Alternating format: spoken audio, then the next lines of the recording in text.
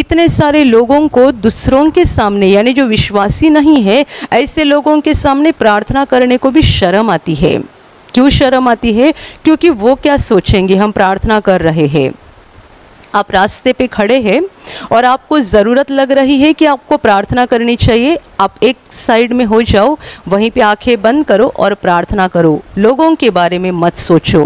आप प्लेटफॉर्म पे खड़े हैं और आपको लग रहा है कि आपको प्रार्थना करनी ज़रूरी है। यदि आप आत्मा में सोच रहे हैं कि परमेश्वर आपको प्रार्थना करने के लिए बता रहा है, आपको एक कोने में जाकर प्रार्थना करनी चाहिए। लोग क्या बोल रहे हैं, लोग क्या सोचेंगे मेरे बारे में, इसके ऊपर हमें नहीं देखना चाहिए।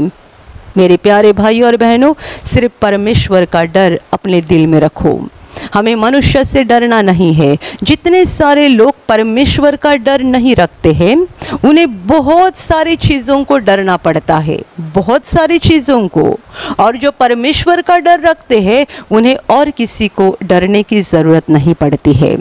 यदि आप परमेश्वर से नहीं डरना चाहते हैं तो आप सोचेंगे मुझे कैंसर नहीं होना चाहिए, उसके लिए मुझे सावधानी बरतनी चाहिए, मुझे HIV नहीं होना चाहिए, मुझे TB नहीं होना चाहिए, मुझे कोरोना नहीं होना चाहिए, मुझे गठिया की बीमारी नहीं होनी चाहिए, मुझे दमा नहीं होना चाहिए, ये नहीं, वो नहीं, वो नहीं। कितनी सारी चीज़ों से आप डरते जाएंगे। साथ ही साथ मनुष्यों से भी डरेंगे, साथ ही साथ शैतान को भी डरेंगे, दुष्ट आत्माओं को डरेंगे, उनके सारे कामों को। ये बीमारी तो शैतान का ही काम है, उनके सारे कामों को डरते जाएंगे। परमेश्वर का डर मत रखो, बहुत सारे चीज़ों का डर आपको रखना पड़ेगा। जो परमेश्वर का डर नहीं रखते हैं, उनको हर दिन हर घड़ी बहुत सारी बातों को डरना पड़ता है। पर जो परमेश्वर को डर कर जीवन जीते हैं, उन्हें बाकी किसी को डरने की ज़रूरत नहीं पड़ती है, क्योंकि वे परमेश्वर को ही डरते हैं। इसका मतलब वे पाप करते समय 100 बार सोचेंगे। वे परमेश्वर को डरते हैं, इसका मतलब वे परमेश्वर की इच्छा के खिलाफ नहीं जा सकते हैं।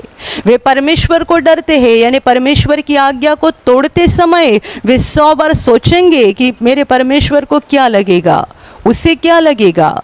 वो परमेश्वर के वचनों को और उसकी आज्ञाओं को तोड़ते समय 100 बार सोच लेंगे। आसानी से पाप नहीं करेंगे, आसानी से अधर्म और गलत काम करके नहीं बैठेंगे, और इसी कारण वे परमेश्वर के प्रेम में बने रहेंगे। तो उन्हें छोटे छोटे बातों को लेकर डरने की कोई ज़रूरत नहीं पड़ेगी।